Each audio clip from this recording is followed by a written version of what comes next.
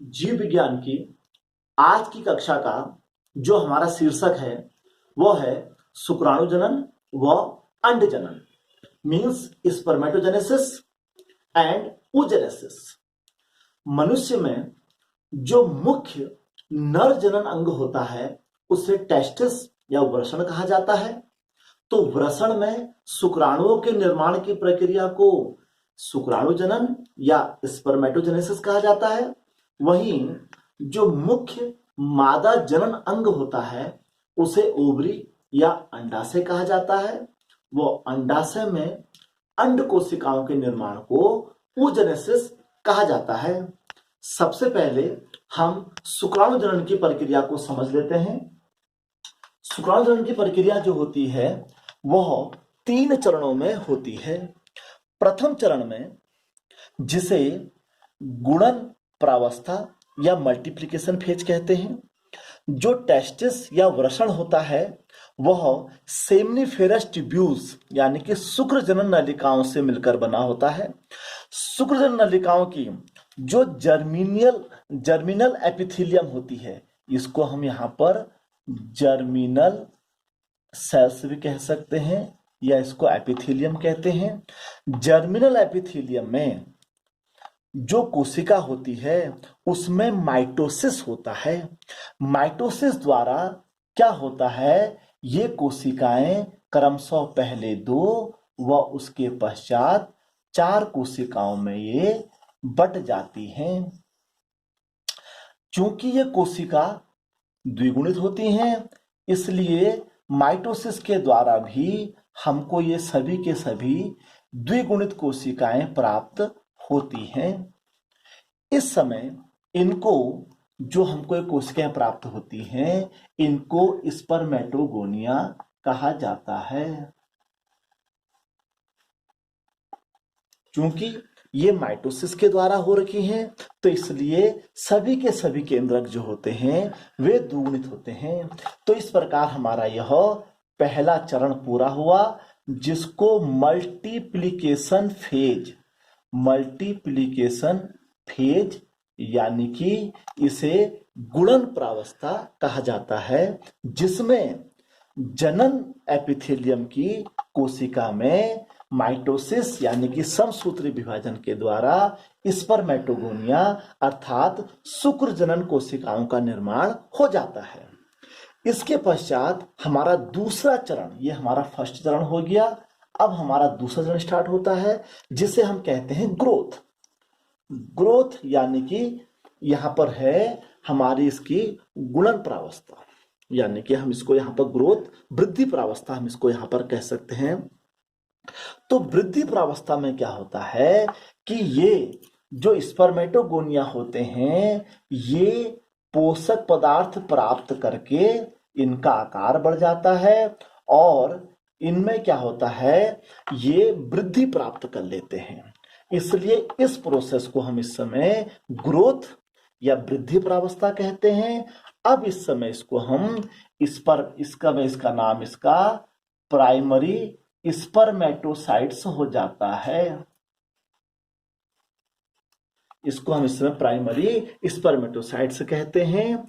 और इस प्रकार हमारे यह दूसरा चक्र, पहले चक्र में जर्मिनल एपिथेलियम से हमारे स्पर्मेटोगोनिया बने। दूसरे चरण में हमारी जो वृद्धि प्रावस्था है इसमें स्पर्मेटोगोनिया ग्रोथ करके प्राइमरी स्पर्मेटोसाइट्स में कन्वर्ट हो जाता है।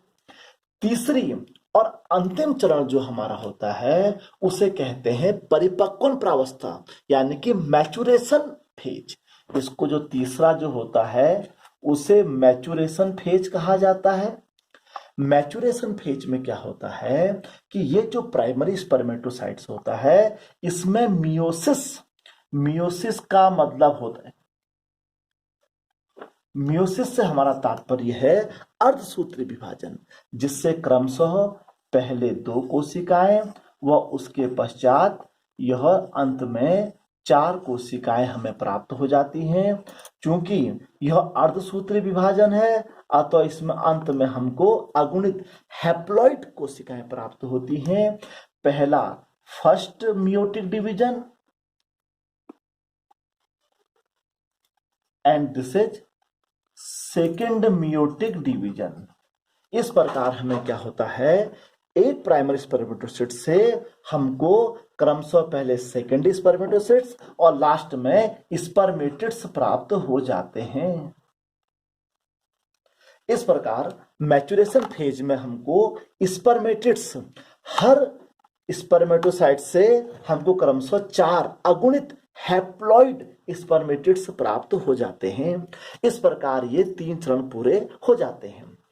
अब ये जो स्पर्मेटिड्स होते हैं ये नॉन मोटाइल होते हैं, अर्थात ये अचल होते हैं। इसके पश्चात एक प्रोसेस और होती है जिसे स्पर्मियोजेनेसिस यानी कि शुक्र कायांतरण कहते हैं, जिसके द्वारा ये जो स्पर्मेटिड्स होते हैं ये अचल से चल यानी कि नॉन मोटाइल से मोटाइल स्पर्म्स में कन्वर्ट हो जाते हैं। इस प्रकार स्पर्मेटोजेनेसिस के अंतर्गत मनुष्य के वृषण में इस हैप्लॉइड स्पर्म्स का निर्माण हो जाता है।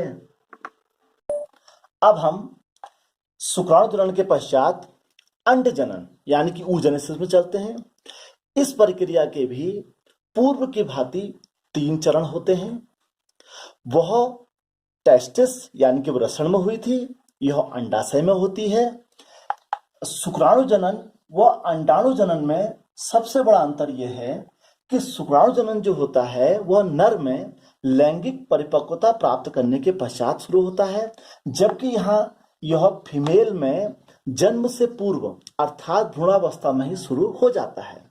जब वह भ्रूणावस्था के समय फीमेल होती है तो उस समय क्या होता है, उसकी जो अंडाशय की जनन एपिथेलियम की कोशिकाएं होती हैं उनमें सबसे पहले मल्टीप्लिकेशन फेज यानी कि वृद्धि ये गुणन प्रावस्था होती है। गुणन प्रावस्था में क्रमशः यहाँ पर माइटोसिस होता है।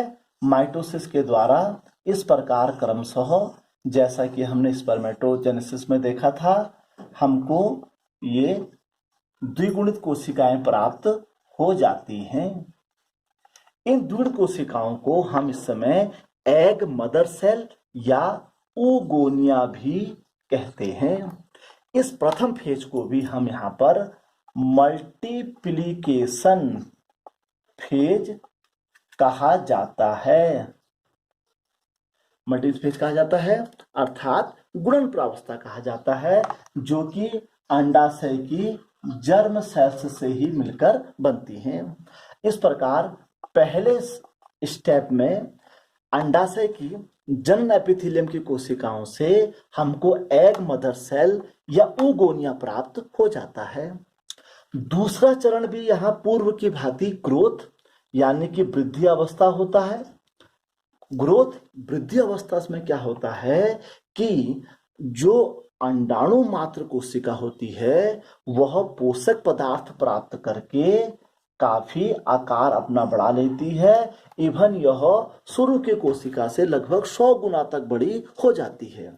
यह सबसे बड़ी अवस्था होती है। सबसे बड़ी अवस्था क्यों होती है?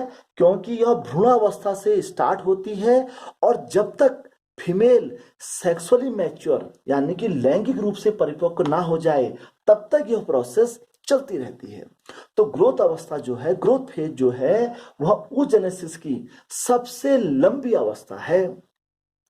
ग्रोथ होने के पश्चात जब ग्रोथ हो जाती है, अब तीसरा चक्र हमारा शुरू होता है जिसको हम यहाँ पर कहते हैं मैच्योरेशन फेज यानी कि परिपक्वन अवस्था। मैच्योरेशन फेज जिसको हम परिपक्वन अवस्था कहते हैं। इस अवस्था में क्या होता है कि जो ये एग मदर सेल होती है या इसको हम इस समय प्राइमरी oocyte भी कह सकते हैं। इस प्राइमरी oocyte में मियोटिक यानी कि अर्धसूत्री विभाजन हो जाता है। पर यहाँ ध्यान देने योग्य यह बात है कि जो अर्धसूत्री विभाजन होता है वह असमान होता है, जिससे एक बड़ी सेल बनती है और एक छोटी कोशिका बनती है। यह जो बड़ी कोशिका बनती है इसको सेकेंडरी oocyte कहा जाता है, और जबकि यह जो बनती है इसे फर्स्ट पोलर बॉडी कहा जाता है, जो कि निष्क्रिय हो जाती है। इस प्रकार असमान अर्धसूत्री विभाजन के द्वारा जो प्राइमरी oocyte थी अर्थात प्राथमिक अंड कोशिका थी, उससे एक द्वितीय अंड कोशिका बनी और एक फर्स्ट पोलर बॉडी बनी जो कि निष्क्रिय हो जाती है। इस अवस्था में इसके पश्चात ये जो हमारा सेकेंडरी oocyte बना, अब यहाँ पर जो ग्राफियन फॉलिकल, एक ग्राफियन पुटिकाएं होती हैं जिसके अंदर इन oocyte का निर्माण होता है। अब यहाँ पर ग्राफियन पुटिका फटेगी, ग्राफियन पुटिका फटेगी और इस एग को इस अवस्था में रिलीज कर देगी। यहां से यह एग रिलीज होकर फैलोपियन ट्यूब में जाकर बैठ जाएगा और ग्राफियन पुटिका जो है वह फटकर पीले रंग की एक रचना बना देगी जिसे कॉर्पस ल्यूटियम कहते हैं। यह परीक्षाओं में कई बार पूछा जाता है। इसके पश्चात जो दूसरा मियोटिक डिवीजन होगा, अर्थात ये तो फर्स्ट मियोटिक डिवीजन था, सेकेंड मियोटिक डिवीजन तब होगा जब इस एग का फर्टिलाइजेशन हो जाएगा, अर्थात इसके अंदर शुक्राणु एंट्री कर जाएगा। अब इसके पश्चात फिर से इसका मियोटिक डिवीजन अर्धसूत्री विभाजन हुआ, जिससे एक आपका बना ओवम, इसे हम कहते हैं ओवम, और ये बनी आपकी सेकेंड पोलर बॉडी जो कि नष्ट हो जाएगी। यह भी असमान होता है। अब यह इस समय ओवम बन चुका है।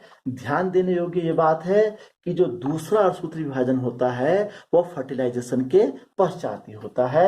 अब यहाँ से इसका फर्टिलाइजेशन हो जाता है और इसके अंदर निषेचन की प्रक्रिया पूरी हो जाती है।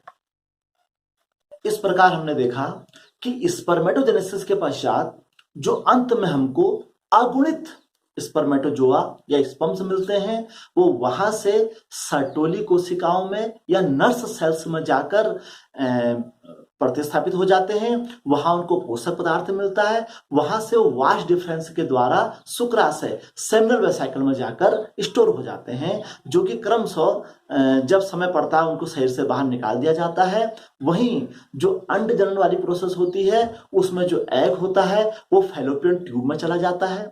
यदि वहां पर वो फर्टिलाइज हो जाता है तो वहां से यूट्रस में जाके प्लांट कर दिया जाता है। यदि वहां उसका निषेचन नहीं हो पाता है तो उसी अवस्था में वो शरीर से बाहर आ जाता है। इस प्रकार हमने आज की कक्षा में देखा शुक्राणु जनन और अंडाणु जनन। अब अगली कक्षा में हम अगले टॉपिक के साथ आपके साथ मिलेंगे। धन्यवाद।